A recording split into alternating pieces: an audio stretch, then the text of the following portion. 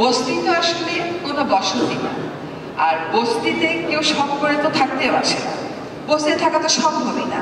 তো মানে মানুষ নিতান্ত বাধ্য না হয়ে তো বস্তিতে থাকে না। আমরা একটা বছর এরকম করতে পারি কিনা যে এই বছরে নদী ভাঙনে যারা সবকিছু হারিয়েছে, আপনারা ডিসিদের সাথে সংযোগটা করে তাদের তালিকা নিয়ে দেখেন না যে তাদেরকে তাদের জায়গাতেই কিভাবে পুনর্বাসন করা সম্ভব।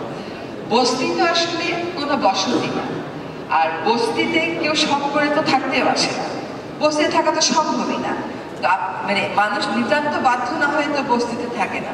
ফলে বস্তিবাসীর পুনর্বাসন না করে মানুষ যেন বস্তিবাসী না হয়, এই জাতীয় হাউজিং অথরিটির ম্যান্ডেটটা ওইভাবে একটু রিভিজিট করা যায় কিনা, যেখানেই সমস্যাটা হবে সেখানেই আপনারা স্থানীয় প্রশাসনের সহায়তায়, স্বেচ্ছাসেবীদের সহায়তায়, ব্যবসায়ীদের সহায়তায় সেখানেই আপনারা পুনর্বাসন করবেন। এবং বিপুল পরিমাণ খাস জমি কিন্তু অব্যবহৃত এবং দখল হয়ে যাচ্ছে। এই অব্যবহৃত এবং দখল করা খাস জমিগুলোতেই আপনারা সেই হাউজিং প্রকল্পগুলো অন্যের মাধ্যমে সম্পাদন করতে পারেন কিনা। এ পর্যন্ত যত ভালো কাজ করেছেন সব ভালো কাজের জন্য আপনাদেরকে অভিনন্দন। দেশের মানুষের বসতি যদি একটা মৌলিক অধিকার হিসেবে স্বীকৃতি দেয়া যায় পরবর্তী সরকার এসে, এইটাকেই যদি আমরা আমাদের কর্মকাণ্ডের মূল বিষয় হিসেবে বিবেচনা করি, তবে আমি মনে করি বিকেন্দ্রীকরণের মাধ্যমে, পার্টনারশিপের মাধ্যমে, সবুজ বসতির মাধ্যমে এবং দুর্যোগ সহনশীল বসতি গড়ে তোলার মাধ্যমে অল্প রিসোর্স দিয়েও কিন্তু অনেক মানুষের আমরা অনেক বড় উপকার করতে পারবো। এবং আমাদের ধর্মে একটা কথা আছে, সাদকায়ে জারিয়া।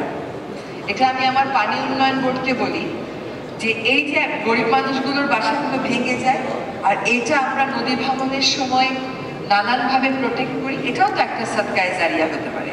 তো ন্যাশনাল হাউজিং অথরিটি যখন নিম্নবিত্ত নিম্ন মধ্যবিত্তের জন্য বাসা করে দেবে, এটাও তো একটা সাদকায়ে জারিয়া হিসেবে বিবেচিত হতে পারে। আমাদের কর্মকাণ্ডের মূল কেন্দ্রে আসলে ওই মানুষগুলোকেই রাখতে হবে এবং এইভাবেই আমাদের যে রুলস অফ বিজনেস সেটাকে মডিফাই করতে হবে। আপনারা জলবায়ু পরিবর্তন ট্রাস্ট ফান্ডে একটু দেখেন যে আপনারা সত্যি যে মডেলগুলো আছে এগুলোকে স্কেল আপ করার জন্য বন্যা প্রবণ এলাকাতে, নদী ভাঙন এলাকাতে কিছু করতে চান কিনা। উই উইল বি, আমাদের পরিবেশ মন্ত্রণালয় থেকে যত রকম সহায়তা দেওয়ার প্রয়োজন আমরা সেটা দিতে প্রস্তুত থাকি।